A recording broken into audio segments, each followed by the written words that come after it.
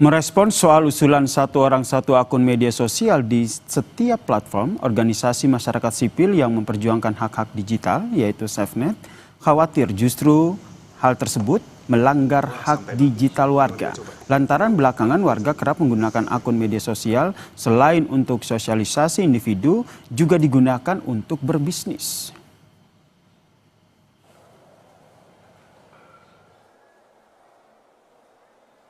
Ini sebetulnya bukan solusi kalau kamu lihat ya, bahkan berisiko melanggar hak digital warga gitu. Karena kita tahu banyak sekarang orang menggunakan akun media yang berbeda, media sosial yang berbeda itu untuk urusan kerja, pribadi, bisnis gitu, bahkan untuk melindungi diri dari serangan digital gitu ya. Jadi yang dibutuhkan memang regulasi ataupun implementasi regulasi yang lebih cerdas gitu ya, bukan pembatasan yang bahkan akan lebih banyak merugikan warga ketimbang untuk menindak pelaku kejahatan. Kita bahas soal usulan satu orang satu akun tiap media sosial bersama dengan Ketua Badan Kerjasama Antar Parlemen DPR RI Mardhani Alisera dan juga Direktur Eksekutif Amnesty International Usman Hamid. Selamat petang semuanya. Saya ke Bang Mardhani dulu, ini usulan ini ternyata menuai pro dan kontra ternyata. Apakah usulan ini sudah dibahas di DPR? Belum. Ini usulan yang masih tahap awal dan ada dua perspektif. Ya. Perspektif pertama tentu kebebasan berkumpul, berserikat, berpendapat tidak boleh untuk diganggu-gugat, apalagi dicederai. Tapi yang kedua, ada fakta di lapangan bahwa literasi media, literasi sosial media, literasi pendidikan kita masih punya catatan. Jadi alih-alih sosial media ini mendorong kita untuk menjadi lebih cerdas, bisa juga oleh sekelompok kecil orang. Saya katakan sekelompok kecil orang justru digunakan untuk sesuatu yang destruktif. Makanya ide ini menarik untuk dikaji. Begitu. Menarik untuk dikaji. Biar tidak menjadi bola liar begitu ya, Mas Mardhani, bisa didudukan dulu satu akun, satu media sosial. Karena kalau kita lihat, kalau seandainya tujuannya untuk mengurangi buzzer, begitu akun-akun yang menyebarkan berita hoax, biasanya kan akun-akun itu kan juga tidak bisa teridentifikasi siapa penggunanya. Setuju. Itu salah satu yang harus kita kaji. Jadi malah saya melihat satu akun, satu media sosial tentu tidak bermakna dia cuma punya TikTok. Dia boleh punya TikTok, dia boleh punya IG, dia boleh punya YouTube, tapi semuanya bertanggung jawab. Semuanya melakukan literasi dengan baik. Walaupun sekarang sudah sangat baik teman-teman Komdigi sebelumnya Kompo bahwa tidak bisa kita buka handphone, bisa punya akun kecuali punya nick dan segala macamnya. Begitu. Baik, saya ke Mas Usman. Mas Usman melihatnya seperti apa? Apakah ini betul untuk merapikan kita dalam bermedia sosial atau Anda melihatnya lebih kepada ini melanggar hak warga di era digital? Ya, saya lebih melihatnya dalam konteks hari ini. Konteksnya itu adalah makin kuatnya penggerusan terhadap kebebasan sipil. Makin menyempitnya ruang publik yang aman untuk menyampaikan kritik dan pikiran-pikiran masyarakat. Terutama belakangan ini, bukan hanya melalui media sosial, tapi melalui demonstrasi. Dan ada usaha-usaha untuk menyempitkan ruang publik itu termasuk di dalam dunia maya dengan berbagai cara gitu. Dari mulai kriminalisasi, intimidasi sampai yang terakhir pemblokiran atau pelarangan misalnya siaran langsung di TikTok misalnya gitu. Nah, banyak negara termasuk di Nepal kemarin berusaha untuk menghindari kritik-kritik masyarakatnya dengan cara men-shutdown atau memblokir platform-platform media sosial. Akibatnya fatal. Akibatnya adalah banyak orang bukan hanya kehilangan pekerjaannya dalam arti ruang usahanya ketika berdagang secara online begitu, tapi juga orang jadi ingin tahu dan malah turun ke jalan. Ini sama seperti ketika di Mesir tahun 2010 pemerintahan Mesir menutup atau memblokir media sosial dengan kekhawatiran yang sama, dan akibatnya jauh lebih fatal lagi. Di Papua juga pernah terjadi, dan pengadilan menyatakan pemerintah tidak boleh sewenang-wenang membatasi kebebasan orang untuk menggunakan internet. Nah, menggunakan akun media sosial, menggunakan beberapa akun, itu juga bagian dari cara masyarakat untuk tujuan-tujuan yang berbeda. Ada yang memiliki 2 akun, yang satu untuk pribadi, satu lagi untuk organisasi. Ada yang punya 3 akun ditambah dengan akun untuk berdagang. Nah, masalahnya mungkin dalam konteks kebebasan berekspresi atau dalam konteks kebebasan di internet, bukan ada berapa akun yang dimilikinya. Mas Usman? Baik, kita perbaiki lagi sambungan komunikasi kita. Saya ke Bang Mardhani. Iya, Bang Mardhani, ini kan kalau kita lihat ini kan yang pertama kali menyampaikan usulan ini kan dari Gerindra, kemudian ternyata PKS juga senada begitu. Apakah memang sudah diobrolin nih antara Gerindra dan juga PKS terkait dengan rencana 1 orang hanya boleh 1 akun per medsos ini? Tidak, saya malah belum jumpa sama Mas Bambang, dan saya cuma berpikir satu hal, bahwa media sosial ini harus jadi sarana bagi literasi publik untuk menjadi lebih baik lagi. Dan saya setuju sama Mas Usman Hamid, tidak boleh ada pengekangan terhadap pikiran, usulan, aspirasi dari masyarakat. Dan karena itu, karena ini masih di awal, saya setuju ini dikaji bersama, begitu. Oke, dikaji bersama berarti belum diketok palu ya untuk 1 akun untuk 1 orang begitu ya?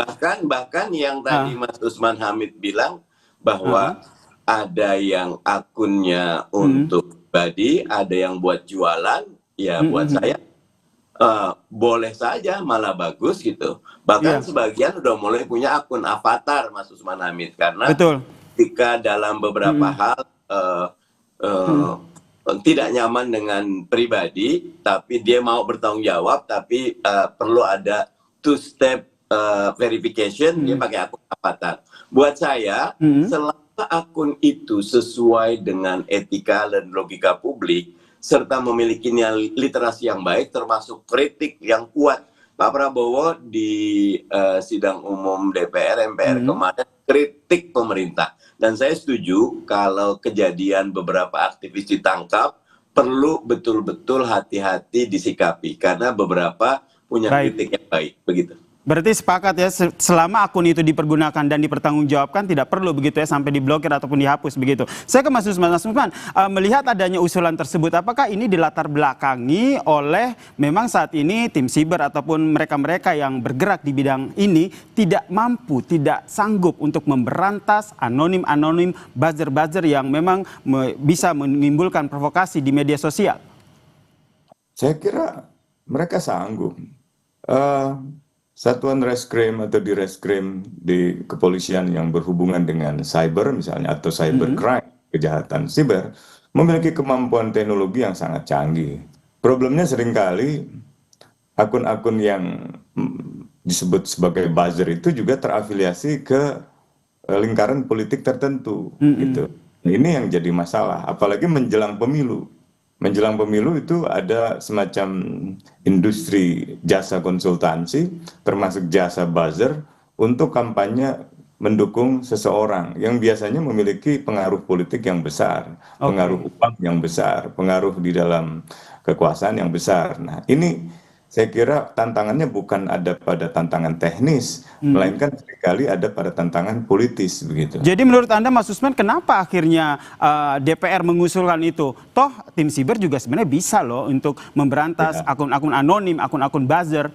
Ya, saya kira sulit untuk dipisahkan dari konteks besar tadi dengan menyempitnya ruang kebebasan di internet, dan ditambah dengan pemicu yang terakhir dengan mundurnya Mbak Saraswati, Rahayu Saraswati, keponakan Presiden Prabowo, yang mungkin banyak orang melihatnya di dalam media sosial keterangannya dipindahkan konteksnya sehingga menimbulkan salah paham gitu. Jadi ia waktu itu memberikan pernyataan dengan tujuan membangun semacam semangat wirausaha, tapi dilemparkan ke beda konteks sehingga terkesan ia seperti menganjurkan orang untuk cari tanggung jawab sendiri, nggak usah bertanggung jawab pada pemerintah. Nah itu konteks yang berbeda.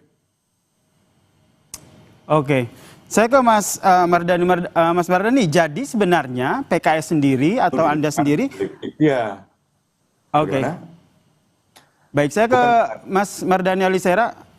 Mas Mardhani, jadi menurut Anda ini lebih condong kemana nih nanti pembahasan di DPR sendiri? Diperbaiki dulu, ini memang sudah ada. Jadi kita lakukan pengawasan aja dulu. Fokus untuk menghapus akun-akun buzzer yang menimbulkan provokasi di media sosial. Atau langsung mengetok palu soal usulan satu orang, satu akun ini? Saya menyatakan usulan satu orang satu akun itu call tinggi.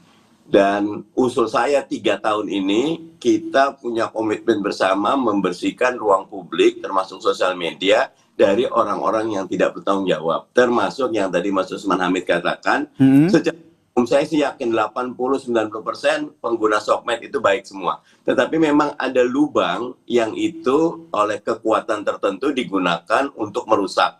Sebetulnya paling baik adalah preventif. Teman-teman di BRSN, Badan Sandi Negara, teman-teman di cybernya kepolisian, dan teman-teman TNI ataupun intelijen bisa melakukan pemetaan dengan baik. Kemarin ada satu yang bagus, Singapura itu ada pembatasan apapun. Tapi 4 bulan yang lalu satu orang itu ditangkap karena dari gerak-gerik melalui sosial media ataupun pembelian yang terdeteksi dari emailnya, dia beli beberapa alat, dia ingin melakukan gerakan seperti pembunuhan di masjid di New Zealand. Nah itu saya 2 thumbs up buat intelijen yang baik seperti itu. Jadi ada masalah yang harusnya selesai dilakukan oleh Special Force, jangan dilakukan secara general. Jadi kalau ide satu akun, satu orang satu akun, pandangan saya itu lebih kepada ayo kita bertanggung jawab terhadap akun kita. Kalau sekarang ini katakan dahulu dan kedepankan preventifnya, dan jangan ada pengekangan terhadap kebebasan berpendapat. Oke, jangan ada pengekangan kebebasan berpendapat ya, terutama di media sosial. Hal senada yang juga tadi disampaikan oleh Mas Usman, jangan sampai ruang publik di media sosial ini semakin dipersempit. Anda membacanya seperti apa? Atau apa rekomendasi yang Anda sampaikan ke DPR yang hingga saat ini juga aturan ini juga masih digodok, Mas Usman? Ya, 4 hal yang harus dipertimbangkan. Pertama itu, karena ini arahnya adalah pembatasan untuk kepemilikan akun, maka pembatasan itu harus dituangkan di dalam undang-undang, harus prescribed by law. Yang kedua, memang harus benar-benar dibutuhkan, harus ada kajian yang komprehensif tentang mengapa aturan ini diperlukan gitu. Nah, yang ketiga, ketika ada pembatasan harus proporsional. Misalnya kalau satu orang memiliki akun, 2 akun, yang satu untuk organisasinya, satu untuk dirinya sendiri, atau yang satu untuk berdagang, jangan sampai dipaksakan untuk memiliki satu. Itu tidak proporsional. Dan yang terakhir harus bersifat akuntabel, bisa dipertanggungjawabkan bahwa pembatasan itu benar-benar pembatasan yang bisa dibenarkan oleh hukum, misalnya begitu. Oke, Anda sepakat, Bang Mardhani? Setuju, tinggal kata kuncinya kalau buat saya, jangan konsentrasi kepada publik secara umum, tapi teman-teman di Sandi dan Cyber, teman-teman di kepolisian, teman-teman di intelijen, fokus mengumumkan 1, 2, 3, 4, 5, dan berapa akun ini yang selama ini sudah terbukti, dipublish saja biar semua tahu. Akhirnya, tidak negara melawan publik, tapi negara, publik, dan semua mereka yang sadar melawan orang-orang yang menggunakan media sosial untuk tujuan-tujuan yang buruk. Harus kolaborasi seperti itu. Nggak boleh ada pendekatan negara yang justru membatasi. Kisah di Nepal buat saya banyak sekali pelajaran yang didapat. Begitu. Oke, berarti ini nanti ujungnya akan merevisi Undang-Undang ITE. Singkat saja, Mas Ali. Masih jauh ya, ini masih ide yang bergulir, dan masih terbuka kemungkinan banyak. Baik, terakhir ke Mas Usman. Mas Usman, melihat adanya usulan dari DPR ini, apakah ini bisa dikatakan bahwa wah ini jangan-jangan memang kebebasan berpendapat di media sosial, di ruang media sosial ini ingin dipersempit? Singkat saja. Ada kecenderungan itu dan angkanya kelihatan dalam datanya, misalnya SafeNet. 500 lebih kasusnya. Di dalam data penelitian Amnesty beberapa tahun silam, itu ada 328 orang yang diserang, termasuk melalui peretasan, melalui kriminalisasi atas konten yang mereka utarakan di media sosial. Bahkan dalam kasus tertentu, termasuk di Papua, media sosial itu menjadi semacam tempat di mana negara mengintai warganya, gerak-gerik aktivisnya, dan bahkan di tingkat tertentu aparatnya terlibat di dalam pembunuhan. Pada saat yang sama, pelaku-pelaku politik seringkali menggunakan buzzer untuk melemahkan lembaga-lembaga yang penting seperti KPK. Dulu disebarluaskan seolah-olah ini adalah sarangnya lembaga Taliban, sarangnya lembaga radikalisme gitu, dengan akun-akun yang jumlahnya luar biasa, dan bisnis buzzer ini bisnis miliaran yang saya kira memang harus ditertibkan, tapi bukan dengan cara memberikan penghukuman kepada semua pengguna media sosial, tapi kepada orang-orang tertentu saja yang memang menyalahgunakan kebebasan berekspresi hanya untuk tujuan-tujuan yang justru merusak demokrasi, gitu, merusak kebebasan. Baik, kita nantikan ya seperti apa usulan ini akan bergulir di DPR. Terima kasih Mas Usman, terima kasih Mas Mardhani Alisera telah bergabung bersama kami di Kompas Petang. Salam sehat semuanya. Terima kasih semua. Saudara, Komisi Orang Hilang dan Korban Tindak Kekerasan Kontras melaporkan 3 orang masih belum ditemukan pasca aksi unjuk rasa akhir Agustus lalu. Sementara Polda Metro Jaya belum menerima laporan orang hilang. Sesaat lagi kita akan hadirkan perbincangannya.